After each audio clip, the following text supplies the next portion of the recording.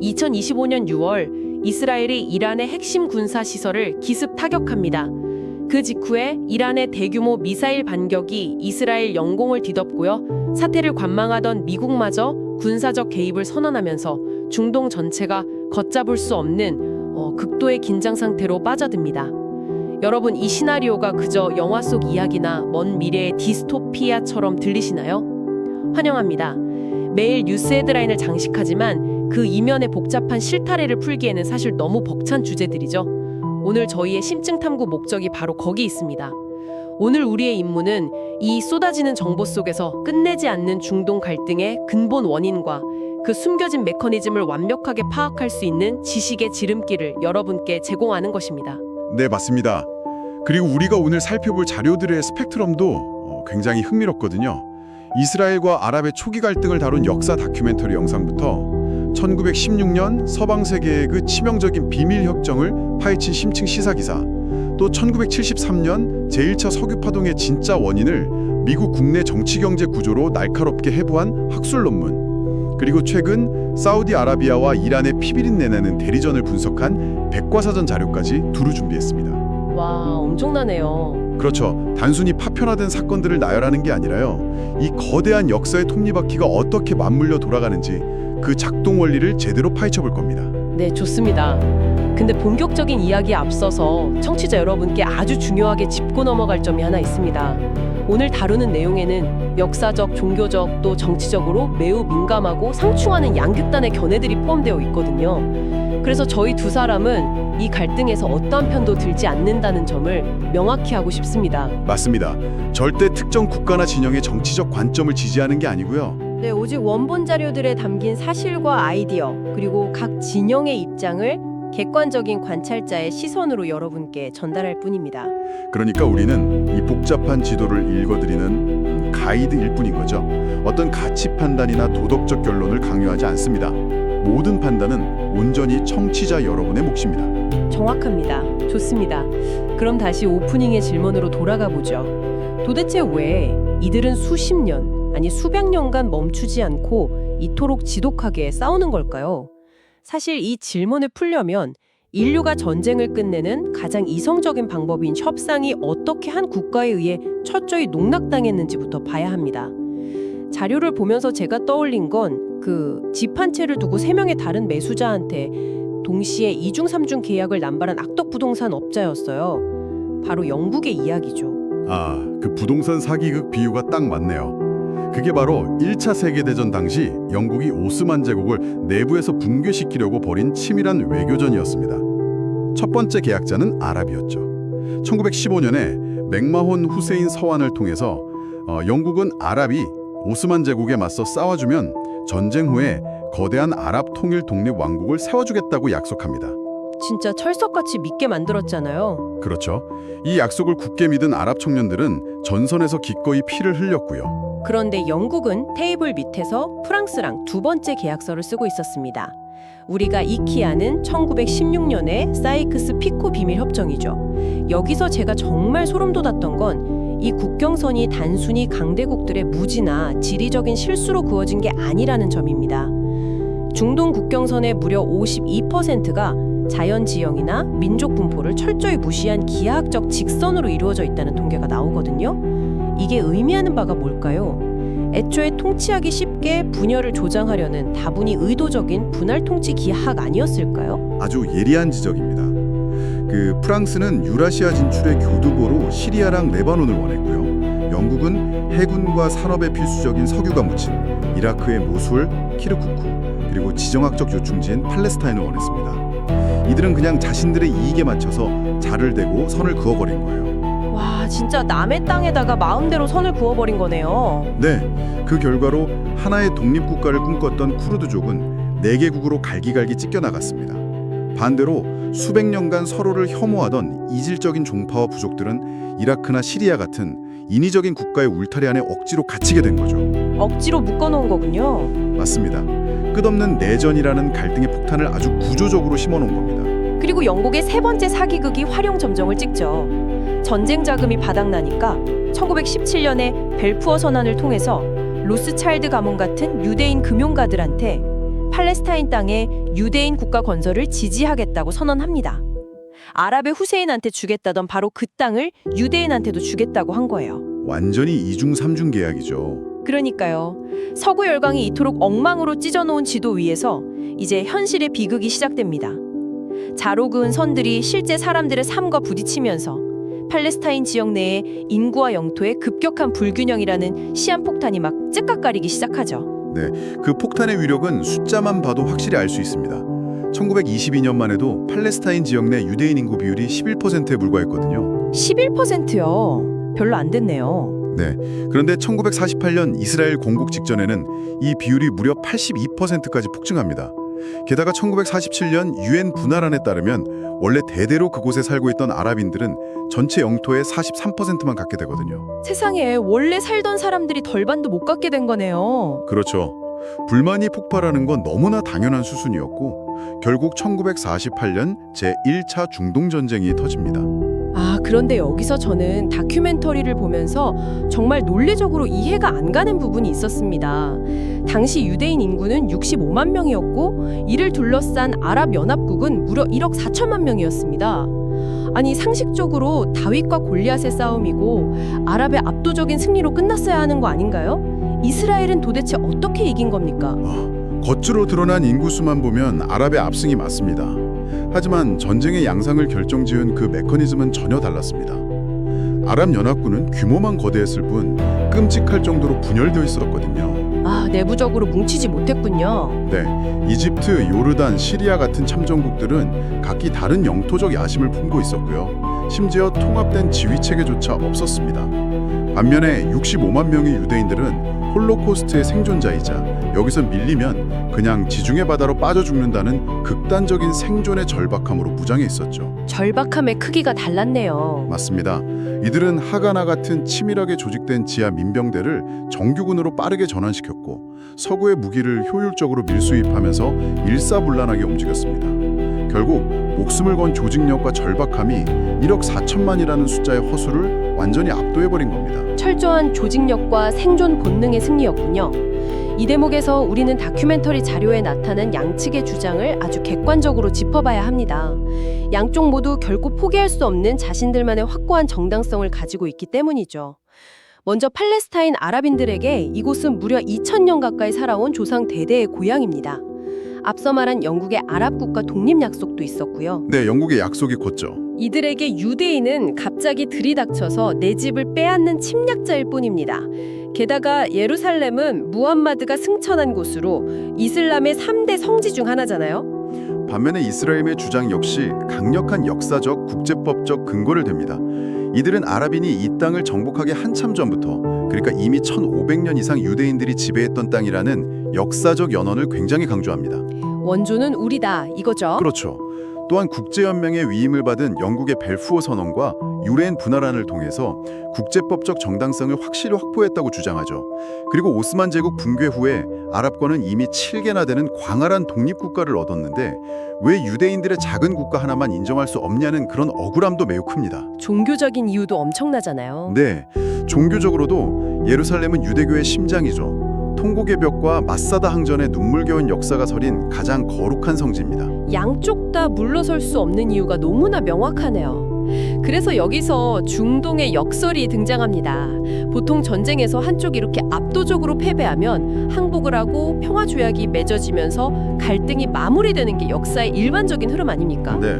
그런데 왜 이스라엘의 이 기적 같은 승리는 평화를 가져오지 못했을까요? 그게 바로 군사적 승패로 결코 덮을 수 없는 감정의 힘 때문입니다. 이스라엘에게 1948년 5월은 2000년 만에 나라를 되찾은 기적적인 독립의 순간이죠.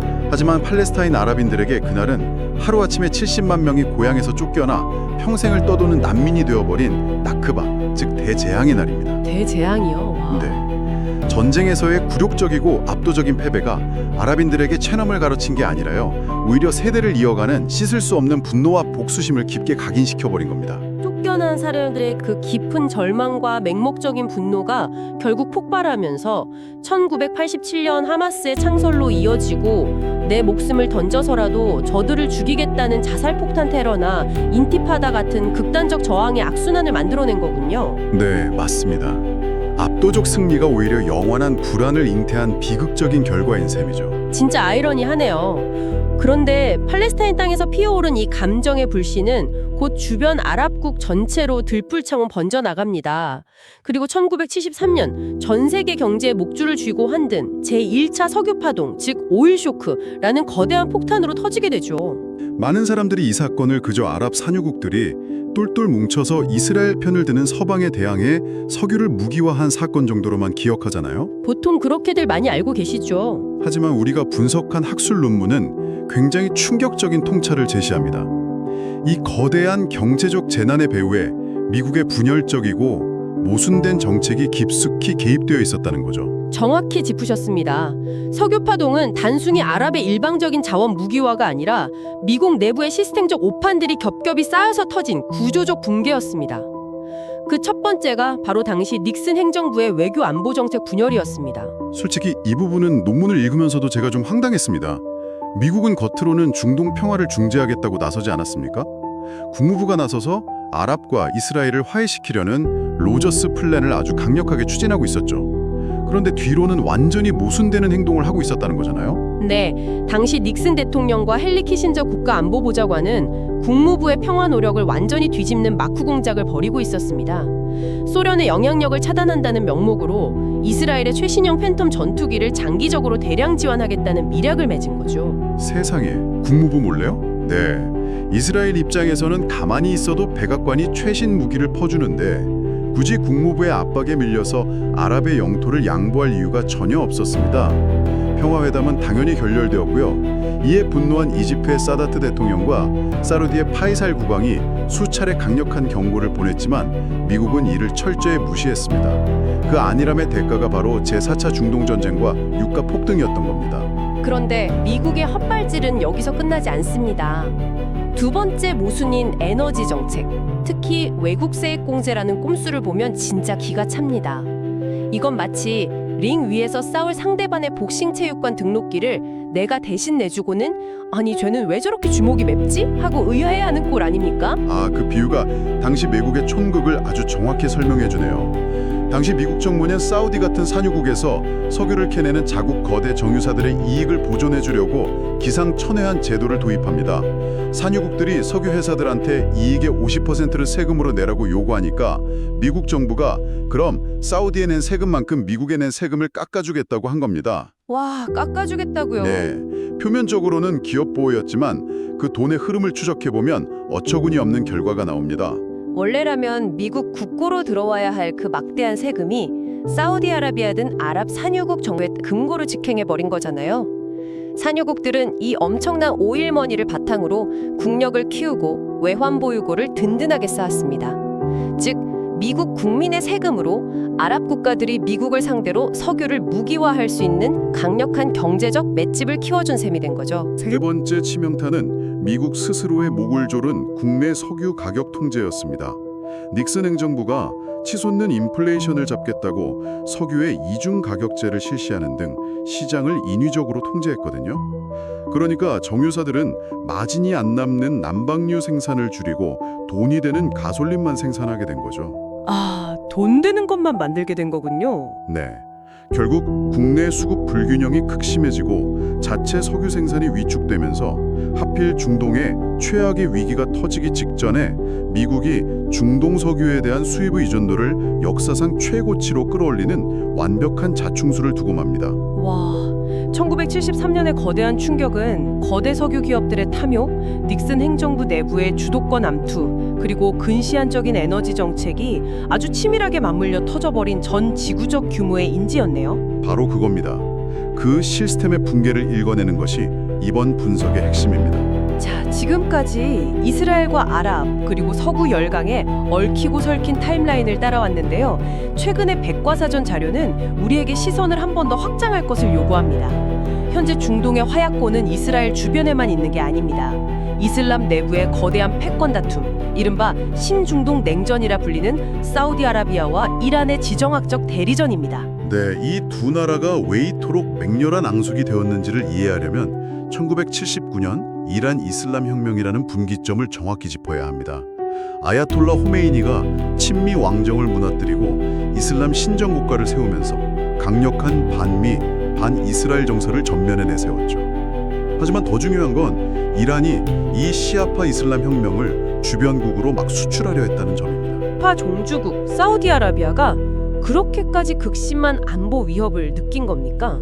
서로 멀리 떨어져 있잖아요. 왜냐하면 이란이 사우디아라비아의 가장 치명적인 아킬레스건을 건드렸기 때문입니다. 사우디의 막대한 석유가 매장된 동부 지역에는 사우디 내 소수파인 시아파 무슬림들이 집중적으로 거주하면서 차별받고 있었거든요. 아, 자국 내에 시아파가 있었군요. 네, 이란의 혁명 메시지는 이 억압받는 사우디 내 시아파들을 자극해서 사우디 왕정을 전복시킬 수 있는 가장 위험한 불씨였던 겁니다. 사우디 왕가 입장에서는 단순한 종파적 차이를 넘어서 국가의 생존과 직결된 치명적인 체제 위협으로 다가온 것이죠. 결국 긴장이 계속 고조되다가 2016년 사우디가 시아파 유력 성직자인 님르르 알님르르를 전격 처형하면서 양국 관계는 완전히 돌아올 수 없는 강을 건너게 됩니다. 그런데 이들은 직접 자기들 땅에서 정규군을 동원해 전면전을 벌이지는 않죠. 그게 이 대리전의 가장 잔인한 메커니즘 아닙니까? 그렇습니다. 두 강대국은 자신들의 영토에 직접 피를 묻히는 대신에 예멘, 시리아, 레바논, 바레인 같은 주변국들의 내부 갈등에 깊숙이 개입합니다. 한쪽이 정보군을 지원하면 다른 쪽은 반군에게 최신 무기와 막대한 자금을 대주면서 피비린내 나는 소모전을 막 유도하는 시기죠. 대리전이 그래서 무서운 거군요. 네, 이 과정에서 수십만 명의 무고한 민간인이 희생되고 주변국들의 국가 인프라가 완전히 붕괴되었습니다. 여러분, 혹시 들으시면서 먼 나라 이슬람 종파끼리 싸우는 게 내 삶과 무슨 상관이지? 하고 생각하실 수도 있습니다. 하지만 이들의 갈등은 단순한 종교 전쟁이 아닙니다. 이들이 통제하고 다투는 지역은 글로벌 원유 수송의 동맥인 페르시아만과 호르무즈 해협입니다. 이 대리전의 불똥이 조금만 크게 튀어도 당장 내일 여러분이 출근길 주유소에서 결제할 기름값이 막 요동칩니다. 겨울철 난방용 가스 요금이 폭등하고 생산 단가 상승으로 마트의 식료품 물가까지 연쇄적으로 오르게 되죠. 즉, 강대국들의 무기 수출 이권과 지정학적 헤게모니가 얽힌 이 중동의 권력 투쟁은 결국 전 세계 평범한 사람들의 일상 경제를 짓누르는 구도로 아주 촘촘히 연결되어 있는 겁니다. 맞습니다. 우리의 지갑이 중동의 지정학적 리스크에 얼마나 취약하게 노출되어 있는지를 보여주는 정말 뼈아픈 현실입니다. 그런데 최근 영원히 평행선을 달릴 것 같던 이 대리전 양상에 전 세계를 경악해 한 엄청난 반전이 일어났습니다. 네, 2023년 3월의 일이죠. 절대 한 테이블에 앉지 않을 것 같던 사우디와 이란이 전격적으로 외교관계 복원에 합의합니다. 그리고 여기서 전 세계의 뒤통수를 친 가장 충격적인 팩트는 이 세기의 화해를 중재하고 보증을 선 나라가 그동안 중동을 주름잡던 오랜 맹방, 미국이 아니라 다름 아닌 중국이었다는 사실입니다. 와, 이건 한두 줄로 넘어갈 단순한 외교 뉴스가 아닙니다. 2차 세계대전 이후 수십 년간 중동의 안보와 질서를 통제해온 서방 세계의 패권적 영향력이 눈에 띄게 쇠퇴하고 있다는 아주 명백한 증거죠. 그리고 그 거대한 권력의 진공 상태를 중국이라는 새로운 플레이어가 빠르게 채워나가면서 중동의 지정학적 지각판을 근본부터 흔들고 있다는 강력한 신호입니다. 진짜 세상이 변하고 있네요. 자, 이제 오늘 우리가 깊숙이 파헤친 이 방대한 지식들을 하나로 깨워볼 시간입니다. 중동의 멈추지 않는 갈등은 단순히 수천 년 전의 종교적 고집 때문에 벌어지는 단순한 국지전이 아니었습니다. 영국의 이중적이고 기만적인 제국주의가 자로 그어버린 폭력적인 지도 위에서 비극이 잉태되었죠. 그리고 아무리 압도적인 무력으로 승리해도 결코 지워지지 않는 1948년 나크바의 거대한 트라우마가 감정의 골을 깊게 팠습니다. 네, 아주 복합적인 원인들이 얽혀 있죠. 여기에 무기 지원과 석유 이권 사이에서 자해에 가까운 헛발질을 했던 미국의 모순된 정책이 불을 질렀고요. 오늘날에는 사우디와 이란이라는 두 패권국의 체제 생존을 건 종파적 대리전까지 겹겹이 쌓여구렸습니다. 그야말로 인류 근현대사의 모든 탐욕과 모순이 응집된 블랙홀인 셈입니다. 이처럼 현상의 이면을 관통하는 톱니바퀴, 그러니까 이런 구조적인 메커니즘을 이해하지 못한다면 중동은 그저 매일 폭탄이 터지는 영원히 이해할 수 없는 혼돈의 땅으로만 보일 것입니다. 청취자 여러분, 오늘 이후로 뉴스에서 중동의 미사일 발사 소식이나 육아 급등 헤드라인을 보실 때 그저 저긴 또 싸우네 하고 채널을 돌리지 않으셨으면 좋겠습니다. 오늘 우리가 함께 짚어본 이 입체적인 맥락을 포개서 그 파편화된 뉴스의 이면에 얽혀있는 70여 년의 피비린내 나는 현대사, 그리고 강대국들의 이해관계가 빚어낸 복잡한 지도를 새롭게 읽어내실 수 있기를 바랍니다. 역사에 숨겨진 메커니즘을 아는 순간 우리가 바라보는 세상의 해상도는 정말 완전히 달라지니까요. 마지막으로 여러분이 일상으로 돌아가서 조용히 곱씹어 볼 만한 화두를 하나 던지며 오늘의 심층 탐구를 마칠까 합니다. 오프닝에서 저희가 2025년의 극단적인 가상 위기 상황을 묘사하며 시작했던 것 기억하시죠? 지난 100여 년간 영국, 프랑스, 미국, 소련 등 서구 열강들의 개입은 중동의 국경을 자의적으로 찍고 오히려 갈등을 증폭시키는 결과를 낳았습니다. 그렇다면 2023년 사우디와 이란의 기적 같은 화해를 이끌어낸 중국처럼 사이케스-피코 협정이라는 과거의 역사적 원죄가 전혀 없는 새로운 초강대국이 중동의 규칙을 본격적으로 새로 쓰기 시작한다면 어떤 일이 벌어질까요? 정말 상상하기 어려운 미래네요. 과연 이 피비린내 나는 모래의 땅에 마침내 그토록 염원하던 평화의 시대가 도래할까요? 아니면 우리가 아직 상상조차 하지 못한 완전히 새로운 형태의 21세기 지정학적 위기가 태동하는 것일까요? 그 거대한 역사의 변곡점이 가져올 결과가 무엇일지, 여러분의 직관은 어느 쪽을 향하고 있는지 정말 궁금해집니다. 오늘 저희가 준비한 지식의 여정은 여기까지입니다. 긴 시간 함께해 주신 여러분 감사합니다.